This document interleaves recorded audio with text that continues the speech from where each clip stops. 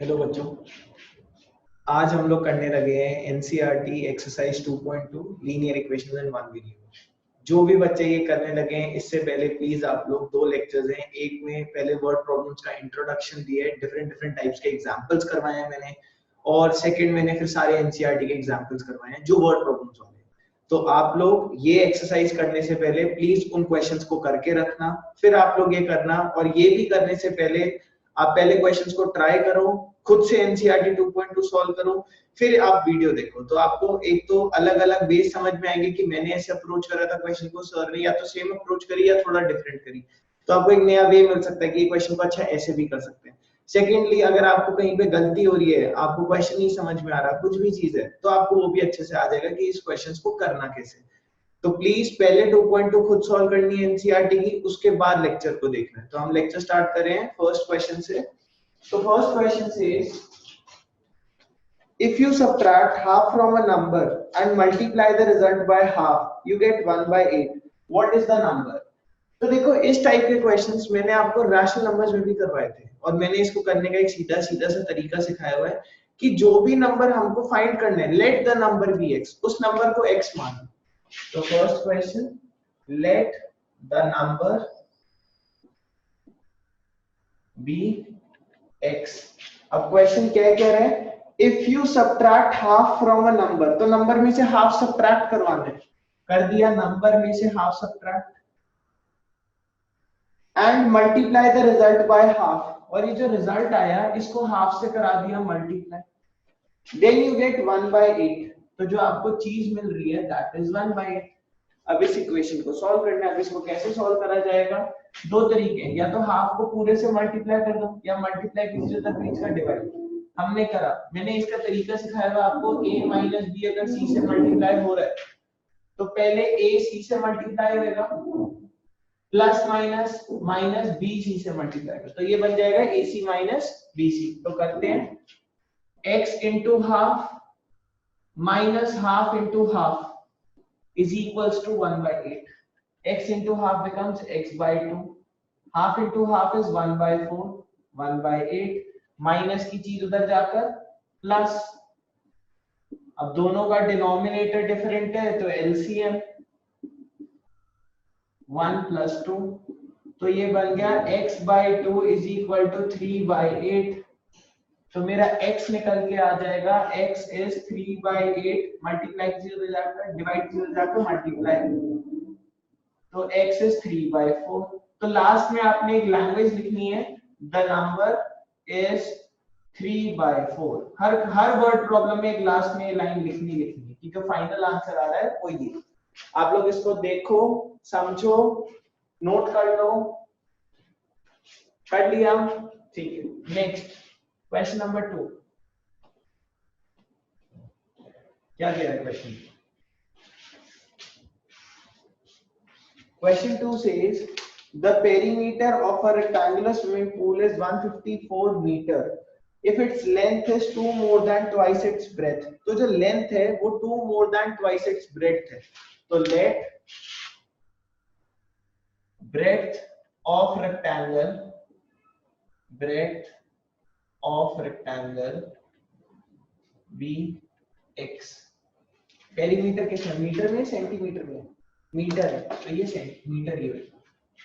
अब जो लेंथ है, क्या है length of rectangle? 2 more than twice, तो ट्वाइस में 2 मोर, इतनी हो गई उसकी लेंथ। 2 मोर देन ट्वाइस, तो 2 ज्यादा है ट्वाइस से, ट्वाइस कर दिया, डबल कर दिया। The perimeter is 154 metre. तो पहले तो रेक्टेंगल बना लेते हैं। ये रेक्टेंगल की लेंथ ब्रेड्थ। तो अगर आपको फॉर्मूला याद है तो बहुत अच्छी बात है, नहीं तो पेरीमीटर क्या होता है, सारी साइड्स का सम। तो पेरीमीटर आ जाएगा 2 × l + b। दो बारी लेंथ ऐड हो रही है, दो बारी ब्रेड्थ ऐड हो रही है, तो 2l + 2b, 2 × l + b। तो अब क्वेश्चन कह रहा है 2 × लेंथ की जगह पे 2x + 2, ब्रेड्थ की जगह पे, ये तो पूरा लेंथ, ब्रेड्थ की जगह पे x is equal to 154 metre. Perimeter is 154। 154, yes. करते हैं आप solve 2 into 2x plus 1x 3x plus 2 154 metre 6x plus 4 2 into 3x 6x 2 into 2 4 plus into plus plus अब प्लस की चीज उधर जाकर माइनस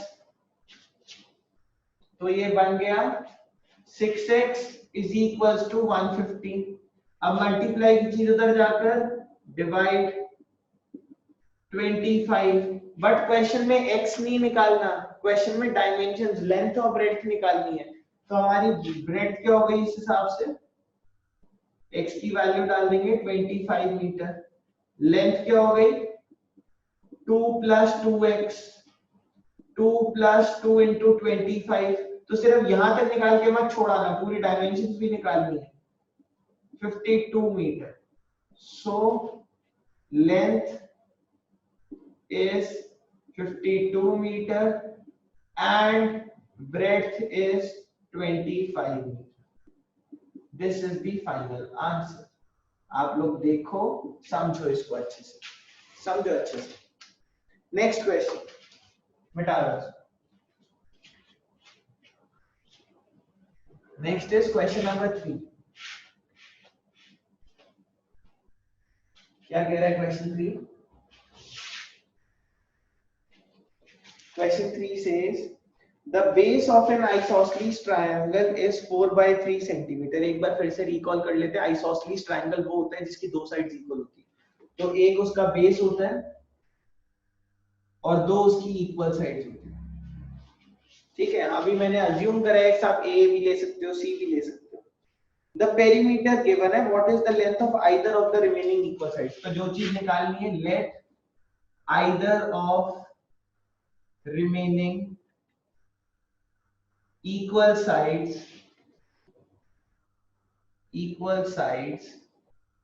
be x मीटर तो जो मेरा इक्वल साइड्स है वो x है तो पेरीमीटर क्या हो जाएगा इसका perimeter will be sum of all sides x plus b तो perimeter is 2x plus b तो अब कर देते हैं कितना पेरीमीटर क्वेश्चन ने हमको बोला हुआ है 4 2 by 15 4 2 by 15 इक्वल साइड पता नहीं है बेस कितना बोला हुआ है क्वेश्चन ने 4 by 3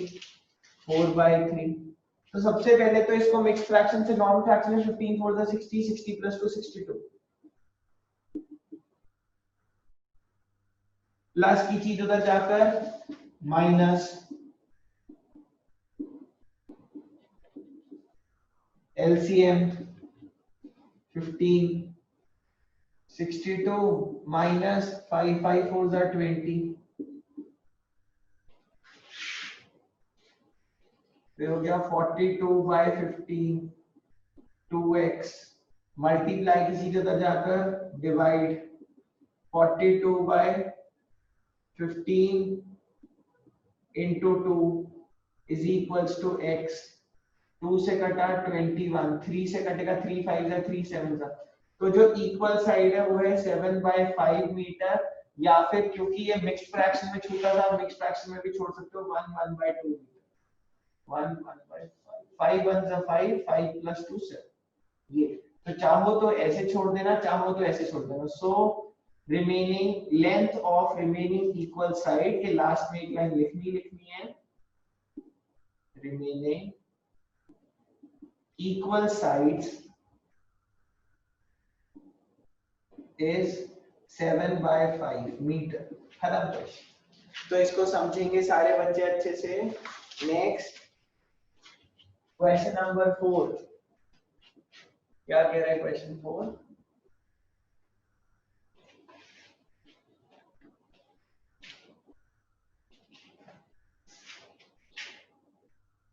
Question 4 says sum of two numbers is 95 if one number exceeds the other by 15. अच्छा देखो अब दो नंबर में एक नंबर दूसरे से बड़ा है 15 से तो चाहो तो एक को x दूसरे को x plus 15 ले लो दोनों का डिफरेंस 15 है चाहो तो एक को x दूसरे को x minus 15 ले लो तो भी दोनों का डिफरेंस 15 है तो करते हैं question number 4 let the smaller number be x अगर एक बड़ा है तो दूसरा छोटा ही होगा, let the smaller number be x।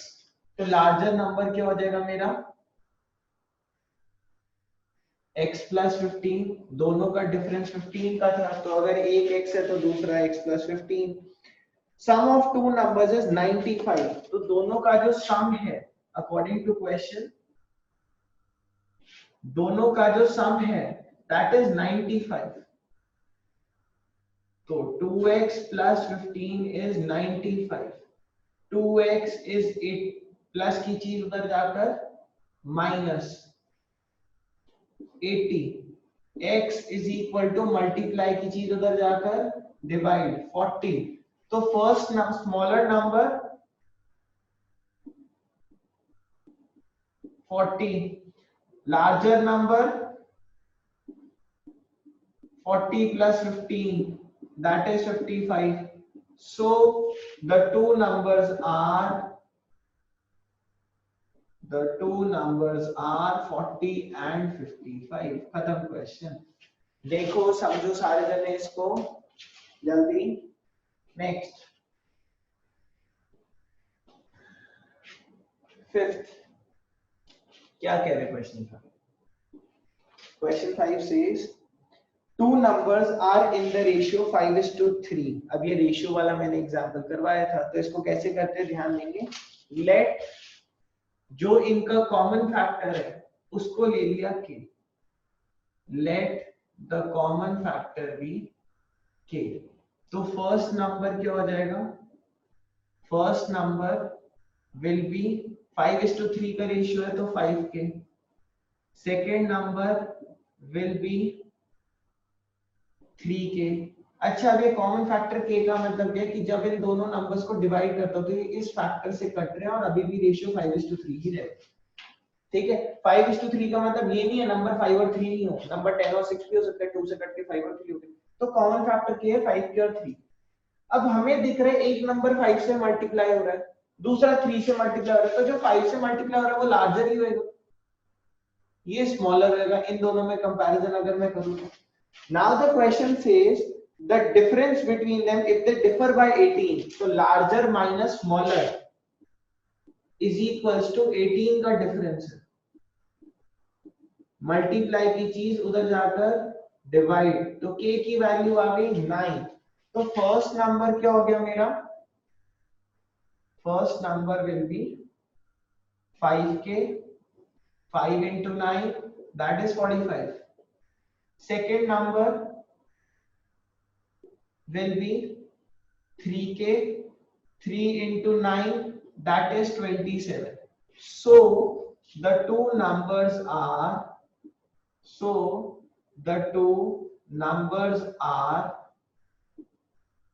45, 27 respectively।